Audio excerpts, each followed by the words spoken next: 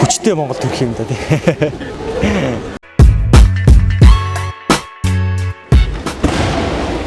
Сайн байцгаана уу? Намайг Гамболдын Хэрлэн гэдэг. Би үндэсний шгшээ багийн тамирчин. Жудо бүхий олон улсын хэмжээний мастер. За би жудо бүхээр одоо 13 жил хичээлж байна.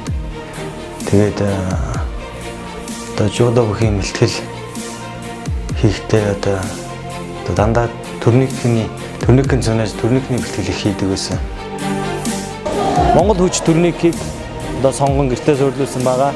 Яагаад гэвэл бүхий спорт маань таталтын хүч их шаарддаг учраас өдөр тутамдаа одоо турникийн бэлтгэлийг маш сайн хийдэг.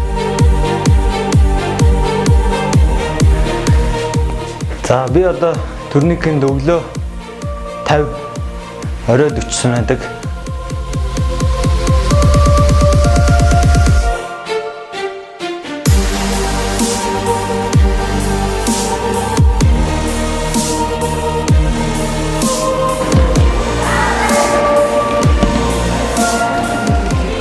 Одоо энэ залуучууд уриалгахад эхлээд одоо фитнес гэж илүү сонгохоос байгаа юм. Одоо үндэсний сэтгэл хүрээлэн ингээл өглөө гүйчээл тэр турник мөрник суугнаас зөндөө өмнө байгаа шүү дээ. Тэднэр дээр ингээд хийгээд бие ингээд гоё зөв хөгжүүлээд тэгээ дараа нь фитнес рүү ороо тий яг тэрийг яг мэрэгжлийн төвшөнд хийгээд бие галбиржуулаад 30-гуудаа бүр ингээд том болгоод болохыг болдог байгаасаа л гэж боддөө шүү дээ.